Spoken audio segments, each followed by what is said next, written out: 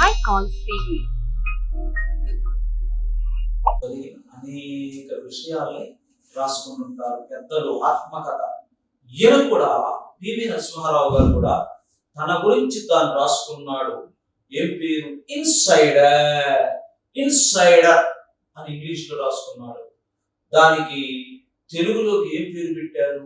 లోపలి మనిషి. ఇన్సైడర్ అనేటువంటిది లోపలి మనిషిగా తెలుగులోకి అనువాదం, తర్జుమా. గొప్ప గొప్ప వాళ్ళు రాసినటువంటి ఆత్మకథలు వాళ్ళ గురించే కాకుండా వాళ్ళు జీవించి ఉన్న కాలంటే వాళ్ళు బతికున్నప్పుడు ఆ ఉన్నటువంటి సమాజంలో పరిస్థితులన్నీ కూడా మనకి తెలుస్తూ ఉంటాయి. మహాత్మా గాంధీ గారు కూడా ఆయన కూడా రాసుకున్నారు సత్య శోధన. అట్లానే చాలా మంది తమ ఆత్మకథలు, మన మాజీ రాష్ట్రపతి చనిపోయి ఉన్నారు చూసారా, అబ్దుల్ కలాం గారు ఒక విజేత ఆత్మకథ అనేటువంటిది రాశారు. ఇట్లా చాలా మంది గొప్ప గొప్ప వాళ్ళు తమ ఆత్మకథని రాశారు. పివి నరసింహారావు గారు కూడా ఇన్సైడర్ అనే పేరుతో తన గురించి తాను రాసుకోవడం జరిగింది. మరి కొన్ని ప్రశ్నలు అడుగుతాను, ఆ తర్వాత పాఠం మీరు చదువుతారు. మన దేశాన్ని పరిపాలించిన ఇంతవరకు ఒకే ఒక్క తెలుగువాడు ఎవరు? ప్రధానమంత్రి, తెలుగు ప్రధానమంత్రి పివి నరసింహారావు. పివి నరసింహారావు పూర్తి పేరు చెప్పండి. పాములపర్తి వెంకట నరసింహారావు. పివి నరసింహారావు గారిని ఏమని పిలుస్తాము? అపర చాణక్యుడు. ఏమని పొగుడుతున్నారు అందరూ ఆయన్ని? ఆర్థిక సంస్కరణల పితామహుడు. ఏ సంవత్సరం పుట్టారు? 1921 జూన్ 28. ఆయన్ని దత్తత తీసుకున్న వాళ్ళు ఎవరు అంటే పెంచుకోవడానికి పాములపర్తి రంగారావు, రుక్మిణమ్మ. ఆయన గురువులు లాంటి వారు ఇద్దరని చెప్పారు. ఎవరెవరు? స్వామి రామానంద తీర్థ, బూర్గుల రామకృష్ణారావు. మరి ఆయన ఏ పదవులు చేపట్టారని చెప్పుకున్నాం? ఎమ్మెల్యే అయ్యారు, మంత్రి అయ్యారు, ముఖ్యమంత్రి అయ్యారు, ఎంపీ అయ్యారు, కేంద్ర మంత్రి అయ్యారు, ప్రధానమంత్రి కూడా. తెలుగువారి కీర్తి అనే పతాకం, జెండా ఎర్రకోటపై ఎగరేశారు. హిందీ భాషల్లో పండితుడు ఆయన, 17 భాషల్లో పండితుడు ఆయన. హిందీలో ఏ పుస్తకం రాశాడు? సహస్రపం. దానికి ఏ అవార్డు వచ్చింది? కేంద్ర సాహిత్య అకాడమీ అవార్డు కూడా దానికి వచ్చింది. సరే, పాఠం చదువుతాను, మీరు చక్కగా పలకండి. తెలుగు స్పష్టంగా పలకాలి. పివి నరసింహారావు భారతదేశ ప్రధానమంత్రి పదవిని చేపట్టిన ఒకే ఒక్క తెలుగువాడు పాములపర్తి వెంకట నరసింహారావు. దక్షిణ భారతదేశం నుండి ఎంపికైన మొదటి ప్రధానిగా కూడా గుర్తింపు పొందారు. రాజీవ్ గాంధీ మరణానంతరం ఏర్పడిన క్లిష్ట పరిస్థితులలో 10వ భారత ప్రధానిగా బాధ్యతలు చేపట్టి సమర్థవంతంగా నిర్వహించి అపర చాణక్యునిగా ప్రశంసలు అందుకున్నారు. ప్రశంసలంటే మెప్పు పొందారు. ఆర్థిక సంస్కరణలను ప్రవేశపెట్టి గాడి తప్పిన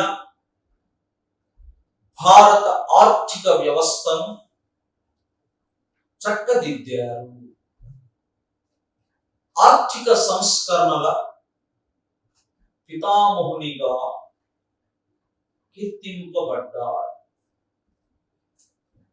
పివి నరసింహారావు 1921 సంవత్సరం జూన్ 28న తెలంగాణ రాష్ట్రంలోని వరంగల్ జిల్లా నర్సంపేట మండలం లక్కినేపల్లి గ్రామంలో జన్మించారు. వీరి తల్లి పేరు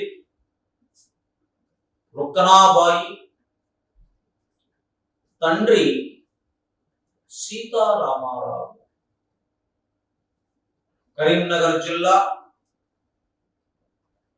భీమదేవరపల్లి మండలం వంగర గ్రామానికి చెందిన పాములపర్తి రంగారావు, రుక్మిణమ్మలు వీరిని దత్తత తీసుకున్నారు. అప్పటి నుండి పాములపర్తి వెంకట నరసింహారావు అయ్యారు. పివి నరసింహారావు ఉస్మానియా విశ్వవిద్యాలయంలో చదువుకునే రోజుల్లోనే నిజాం ప్రభుత్వ నిషేధాన్ని ధిక్కరించి వందే మాతర గీతాన్ని పాడారు. అందుకు విశ్వవిద్యాలయం నుంచి బహిష్కరింపబడ్డారు. అప్పుడు ఒక మిత్రుని సహాయంతో నాగపూర్ విశ్వవిద్యాలయంలో చేరి న్యాయవాది పట్టా సంపాదించారు. వీరు స్వాతంత్ర్యోద్యమంలోనూ హైదరాబాద్ విముక్తి పోరాటంలోనూ పాల్గొన్నారు. స్వామి రామానంద తీర్థ, బూర్గుల రామకృష్ణారావులు వీరికి మార్గదర్శకులు. 1957లో మంథని నియోజకవర్గం నుండి మొదటిసారి శాసనసభకు ఎన్నికయ్యారు. అప్పటి నుండి వివిధ స్థాయిలలో రాష్ట్ర మంత్రిగా, ముఖ్యమంత్రిగా, పార్లమెంటు సభ్యునిగా, కేంద్ర మంత్రిగా, ప్రధానమంత్రిగా అనేక పదవులు నిర్వహించారు. ఆయన ఏ పదవి చేపట్టినా ఆ పదవికే వన్నె తెచ్చేవారు. తెలుగువారి కీర్తి పతాకాన్ని ఎర్రకోటపై ఎగురవేసిన తెలుగు బిడ్డ పివి నరసింహారావు. పివి నరసింహారావు బహుభాషా కోవిదులు. 17 భాషలలో అనర్గళంగా మాట్లాడేవారు. విశ్వనాథ సత్యనారాయణ రాసిన 1000 పడగలు పుస్తకాన్ని సహస్రఫన్ పేరుతో హిందీలోకి అనువదించారు. ఆయనకు ఈ పుస్తకానికి కేంద్ర సాహిత్య అకాడమీ బహుమతి వచ్చింది. నరసింహారావు తన ఆత్మకథను ఇన్సైడర్ పేరుతో రచించారు. ఈ పుస్తకం లోపలి మనిషిగా తెలుగులోకి అనువాదం అయ్యింది. మరి పాఠాన్ని బాగా మళ్ళీ ఒకసారి చదువుకొని రండి. రేపు పాఠం సంబంధించిన ప్రశ్నల్ని మనం అడుగుదాం. లెసన్ 3 పివి నరసింహారావు భారతదేశ ప్రధానమంత్రి పదవిని చేపట్టిన ఒకే ఒక్క తెలుగువాడు పాములపర్తి వెంకట నరసింహారావు. దక్షిణ భారతదేశం నుండి ఎంపికైన మొదటి ప్రధానిగా కూడా గుర్తింపు పొందారు. రాజీవ్ గాంధీ మరణానంతరం ఏర్పడిన క్లిష్ట పరిస్థితులలో 10వ భారత ప్రధానిగా బాధ్యతలు చేపట్టి సమర్థవంతంగా నిర్వహించి అపర చాణక్యునిగా ప్రశంసలు అందుకున్నారు. ఆర్థిక సంస్కరణలను ప్రవేశపెట్టి గాడి తప్పిన భారత ఆర్థిక వ్యవస్థను చక్కదిద్దారు. ఆర్థిక సంస్కరణల పితామహునిగా కీర్తింపబడ్డారు. పివి నరసింహారావు 1921వ సంవత్సరం జూన్ 28న తెలంగాణ రాష్ట్రంలోని వరంగల్ జిల్లా నర్సంపేట మండలం లక్నేపల్లి గ్రామంలో జన్మించారు. వీరి తల్లి పేరు రుక్నాబాయి, తండ్రి సీతారామారావు. కరీంనగర్ జిల్లా భీమదేవరపల్లి మండలం వంగర గ్రామానికి చెందిన పాములపర్తి రంగారావు, రుక్మిణమ్మలు వీరిని దత్తత తీసుకున్నారు. అప్పటి నుండి పాములపర్తి వెంకట నరసింహారావు అయ్యారు. పివి నరసింహారావు ఉస్మానియా విశ్వవిద్యాలయంలో చదువుకునే రోజుల్లోనే నిజాం ప్రభుత్వ నిషేధాన్ని ధిక్కరించి వందే మాతర గీతాన్ని పాడారు. అందుకు విశ్వవిద్యాలయం నుంచి బహిష్కరింపబడ్డారు. అప్పుడు ఒక మిత్రుని సహాయంతో నాగపూర్ విశ్వవిద్యాలయంలో చేరి న్యాయవాది పట్టా సంపాదించారు. వీరు స్వాతంత్ర ఉద్యమంలోనూ హైదరాబాద్ విముక్తి పోరాటంలోనూ పాల్గొన్నారు. స్వామి రామానంద తీర్థ, బూర్గుల రామకృష్ణరావులు వీరికి మార్గదర్శకులు. 1957లో మందని నియోజకవర్గం నుండి మొదటిసారి శాసనసభకు ఎన్నికయ్యారు. అప్పటి నుండి వివిధ స్థాయిలలో రాష్ట్ర మంత్రిగా, ముఖ్యమంత్రిగా, పార్లమెంటు సభ్యునిగా, కేంద్ర మంత్రిగా, ప్రధానమంత్రిగా అనేక పదవులు నిర్వహించారు. ఆయన ఏ పదవి చేపట్టినా ఆ పదవికే వన్నె తెచ్చేవారు. తెలుగువారి కీర్తి పతాకాన్ని ఎర్రకోటపై ఎగురవేసిన తెలుగు బిడ్డ పివి నరసింహారావు. పివి నరసింహారావు బహుభాషా కోవిదులు. 17 భాషలలో అనర్గళంగా మాట్లాడేవారు. విశ్వనాథ సత్యనారాయణ రాసిన 1000 పడగలు పుస్తకాన్ని సహస్ర ఫన్ పేరుతో హిందీలోకి అనువదించారు. ఆయనకు ఈ పుస్తకానికి కేంద్ర సాహిత్య అకాడమీ బహుమతి వచ్చింది. నరసింహారావు తన ఆత్మకథను ఇన్సైడర్ పేరుతో రచించారు. ఈ పుస్తకం లోపలి మనిషిగా తెలుగులోకి అనువాదం అయ్యింది.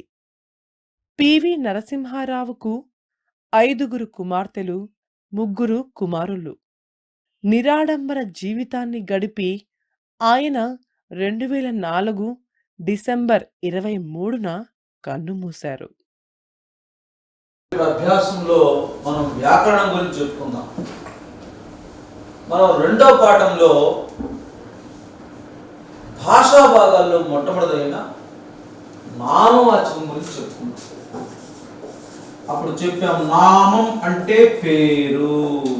నామం అంటే పేరు.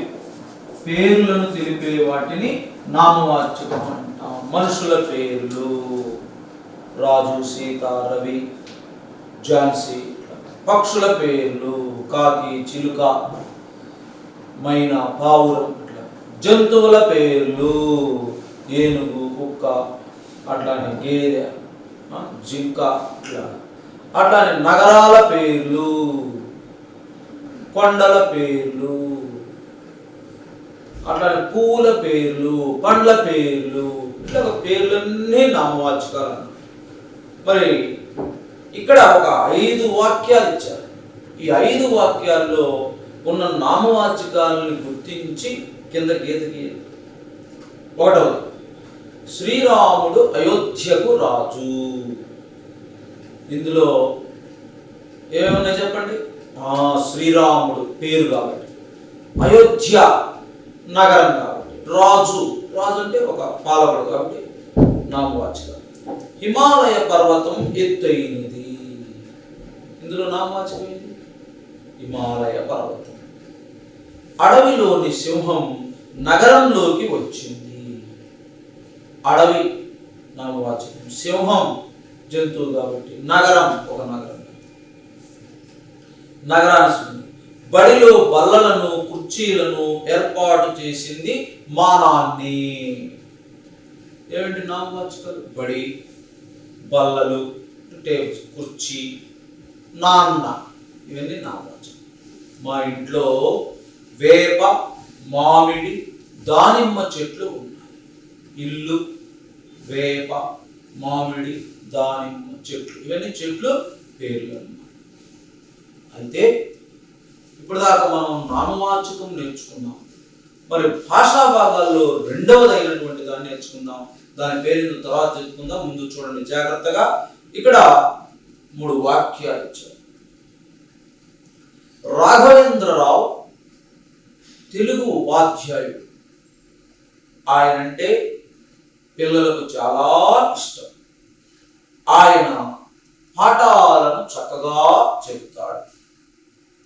ఇందులో రాఘవేంద్రరావు అంటే పేరు కాబట్టి ఏంటది? నామవాచకం. అయితే తర్వాత వాక్యాలు చూడండి. రాఘవేంద్రరావు అల్లా, ఆయనంటే, ఆయన అంటే నామవాచకం బదులుగా నామవాచకానికి అంటే పేర్లకు, నామవాచకం అంటే ఏంటి? పేర్లు కదా. పేర్లకు బదులుగా కొన్ని మాటల్ని వాడుతుంది. వాడే మాటలను రాఘవేంద్ర బదులు ఏవాడాము? ఆయన. అట్లాంటి మాటలని సర్వనామాలు ఏమంటాం? సర్వనామాలు. ఆయన, అతడు, ఇతడు, అది, అవి, ఇవి, వీరు, వారు, ఆమె. ఇవన్నీ సర్వనామాలు. నేను, మేము, ఇది, ఇవన్నీ సర్వనామాలు. పేర్లకు బదులుగా వాడే మాటలు ఏమంటాం? సర్వనామాలు. ఇప్పుడు మీరు ఇక్కడ కొన్ని వాక్యాలు ఇచ్చారు చూడండి. శారద చిత్రకారిణి. ఆమె చిత్రాలు అద్భుతంగా ఉంటాయి. పేరేమిటి? శారద, నామవాచకం. తర్వాత వాక్యం ఏమన్నాడు? ఆమె అన్నాడు. అంటే ఆమె అనేది సర్వనామం.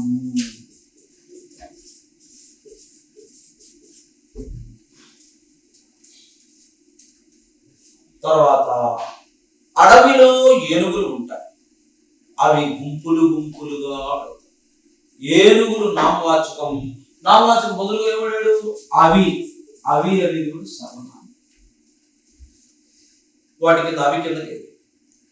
దేశాన్ని సైనికులు కాపాడుతున్నారు. వారి త్యాగం వెలకట్టండి. వారి. ఈ 3 వారి కిందకి. ఈ 3 సర్వనామం. నామవాచకాలకు బదులుగా వాడబడే మాటల్ని సర్వనామాలు. ఇప్పుడు పాఠములు మీరు చూడండి, పాఠములు సర్వనామాల్ని కనిపెట్టండి. చూడండి, రెండో పేరాలో వీరి తల్లి పేరు వీరి సర్వనామం. అట్లాగనే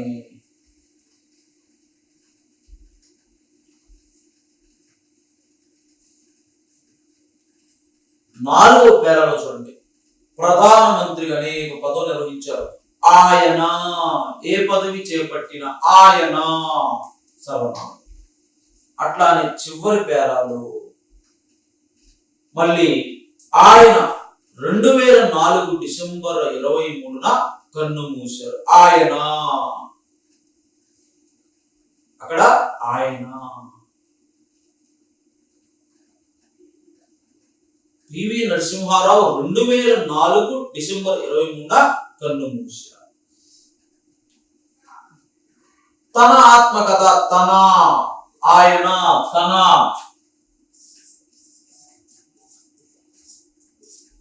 ఇవి సర్వనామాలు. మరి మీరు రేపు వచ్చేటప్పుడు రెండవ పాఠం నిజమైన స్నేహితుల్లో ఉన్న సర్వనామాలను, నిజమైన స్నేహితుల్లో ఉన్న సర్వనామ పదాల్ని రాసుకుని రండి. పివి నరసింహారావు గారికి 5 కుమార్తెలు, 3 కుమారులు, 8 మంది సంతానం. నిరాడంబరంగా జీవితాన్ని గడిపాడు. నిరాడంబరంగా. ఆడంబరం వ్యతిరేకం నిరాడంబరం. ఆడంబరం నిరాడంబరం. ఆడంబరంగా అంటే హంగు ఆర్భాటాలతో, అలంకారాలతో ఉండదు. నిరాడంబరం సామాన్యంగా ఉంటాం. గడిపి ఆయన 2004 డిసెంబర్ 23న కన్ను మూసినాడు. కన్ను మూయడం అంటే మరణించటం.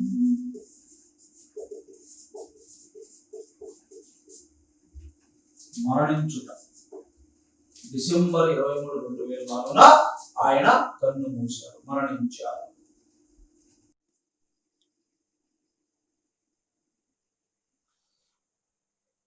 అభ్యాసం మొట్టమొదటి అర్థాలు. మరణం, మృతి, చావు. క్లిష్టమైన, బాధాకరమైన. ప్రశంస, పొగడ్త. సంస్కరణలు, మెరుగుపరిచేటందుకు చేసే మార్పులు. దత్తత తీసుకొనుట. సంతానం లేని వారు ఇతరుల పిల్లలను తమ పిల్లలుగా పెంచుకొనుట. జన్మించుట, పుట్టుట. నిషేధం, ఆపుచేస్తూ జారీ చేసిన ఆజ్ఞ. ధిక్కరించు, ఎదురించు. బహిష్కరించు, వెలివేయు. మార్గదర్శకులు, దారి చూపినవారు. వన్నె తెచ్చుట, ప్రతిష్టను పెంచుట. పతాకం, జెండా. అనర్గళంగా, నిరాటంకంగా. అనువదించు, తర్జుమా చేయు.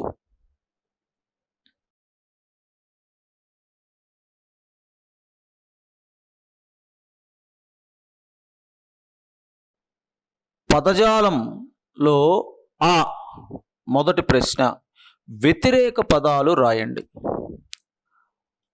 5 ఇచ్చారు, కింద సమాధానాలు ఉన్నాయి. సరైన సమాధానాన్ని గుర్తించి ఖాళీల్లో రాయండి. 1 ప్రధానం, అప్రధానం. సమర్థత, అసమర్థత. ప్రశంస, నింద.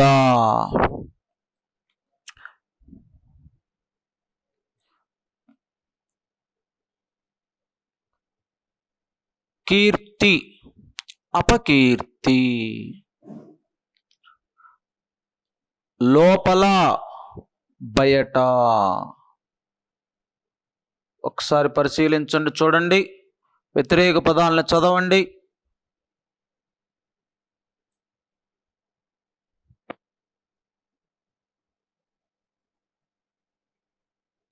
పదజాలములో రెండవ ప్రశ్న,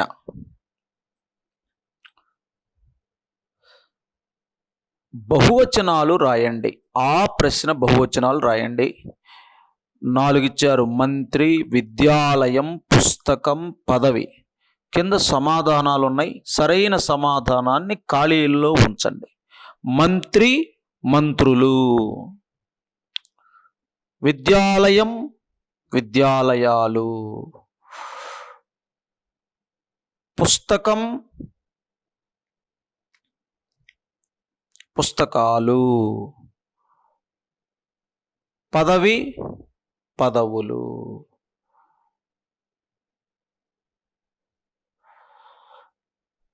పదజాలంలో మూడవ ప్రశ్న, ఈ క్రింది ఖాళీలను పూరించండి. 5 ఖాళీలు ఉన్నవి. సమాధానాలు కింద ఇవ్వటం జరిగింది. సరైన సమాధానాన్ని ఖాళీల్లో ఉంచండి. పివి నరసింహారావు డాష్ నియోజకవర్గం నుండి మొదటిసారి శాసనసభకు ఎన్నికయ్యారు. మంథని. ఏ నియోజకవర్గం? మంథని నియోజకవర్గం. 2, పివి నరసింహారావు డాష్ భాషలలో అనర్గళంగా మాట్లాడేవారు. 17.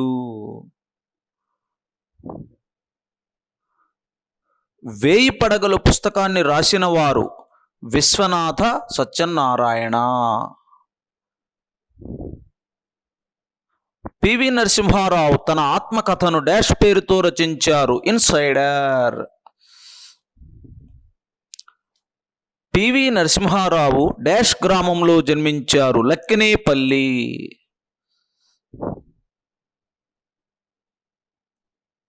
పదజాలంలో ఈ ప్రశ్న క్రింది పదాలు ఉపయోగించి సొంత వాక్యాలు రాయండి. 1, వన్నె తెచ్చుట. అబ్దుల్ కలాం గారు రాష్ట్రపతి పదవికి వన్నె తెచ్చారు.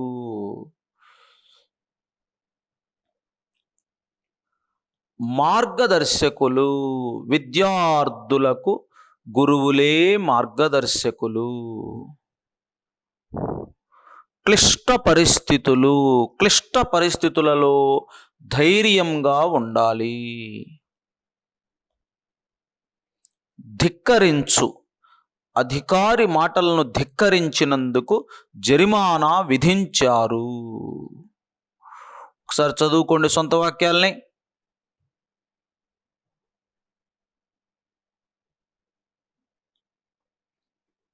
పదజాలంలో తర్వాత ప్రశ్న ప్రశ్న జతపరచండి. సంవత్సరాలు అన్నమాట. 1, పివి జన్మించిన సంవత్సరం. 2, పివి మరణించిన సంవత్సరం. 3, పివి మాట్లాడగలిగిన భాషలు. 4, పివి మొదటిసారి శాసనసభకు ఎంపికైన సంవత్సరం.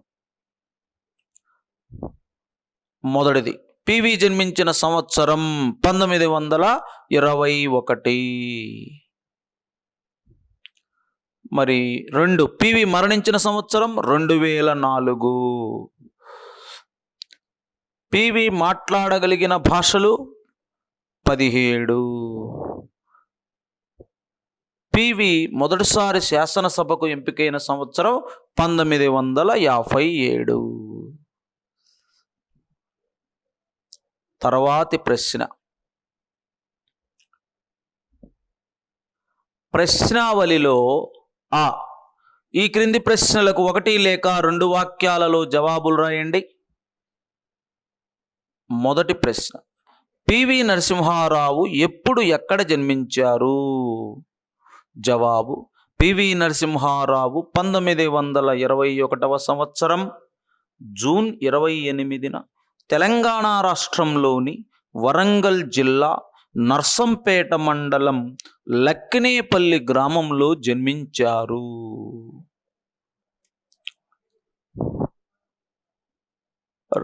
రెండవ ప్రశ్న, పివి నరసింహారావును దత్తత తీసుకున్నది ఎవరు?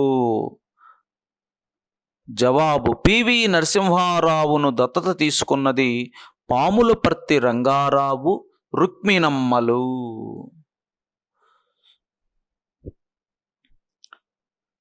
మూడవ ప్రశ్న పివి నరసింహారావుకు మార్గదర్శకులు ఎవరు? జవాబు, స్వామి రామానంద తీర్థ, బూర్గుల రామకృష్ణారావులు పివి నరసింహారావుకు మార్గదర్శకులు.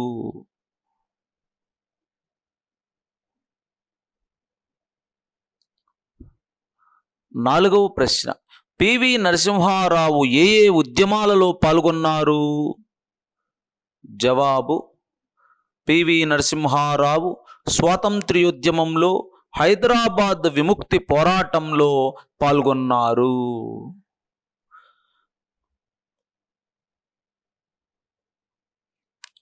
ప్రశ్నావళిలో ఈ క్రింది ప్రశ్నలకు 5 లేక 6 వాక్యాల్లో జవాబులు రాయండి. 1వ ప్రశ్న, పివి నరసింహారావు జీవిత విశేషాలను రాయండి. జవాబు, పివి నరసింహారావు 1921వ సంవత్సరం జూన్ 28న జన్మించారు. విద్యార్థిగా ఉన్నప్పుడే స్వాతంత్ర్యోద్యమంలో, హైదరాబాద్ విముక్తి పోరాటంలో పాల్గొన్నారు. రాష్ట్ర మంత్రిగా, ముఖ్యమంత్రిగా, కేంద్ర మంత్రిగా పనిచేశారు. అన్నిటికంటే మించి మన దేశం కష్ట సమయాల్లో ఉన్నప్పుడు ప్రధానమంత్రిగా పనిచేశారు. భారతదేశాన్ని అభివృద్ధి మార్గంలో నడిపించారు. పివి నరసింహారావు గారు 17 భాషలు అనర్గళంగా మాట్లాడేవారు.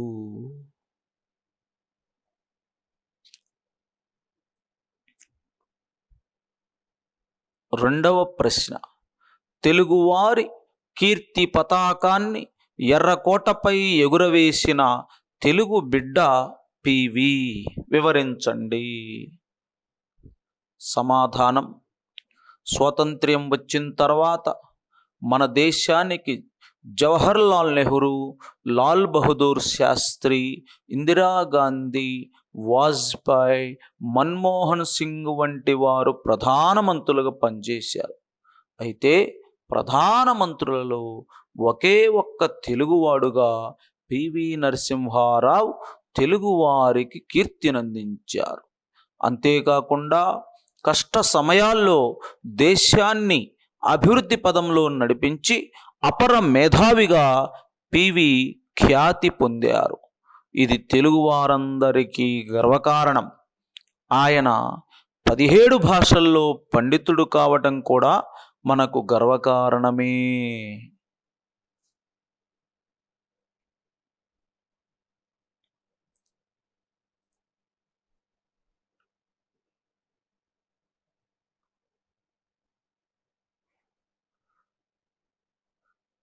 ప్రాజెక్టు పని.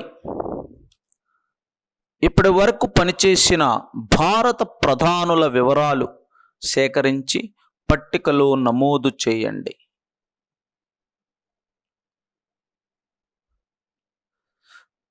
జవహర్లాల్ నెహ్రూ 1947, 1964.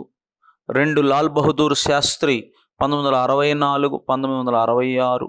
ఇందిరాగాంధీ 1966, 1977.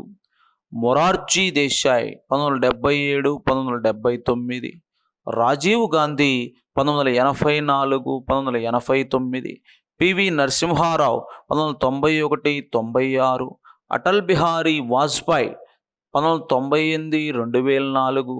మన్మోహన్ సింగ్ 2004, 2014. నరేంద్ర మోదీ 2014 నుండి ఇప్పుడు ఇంకా జరుగుతూ ఉన్నది.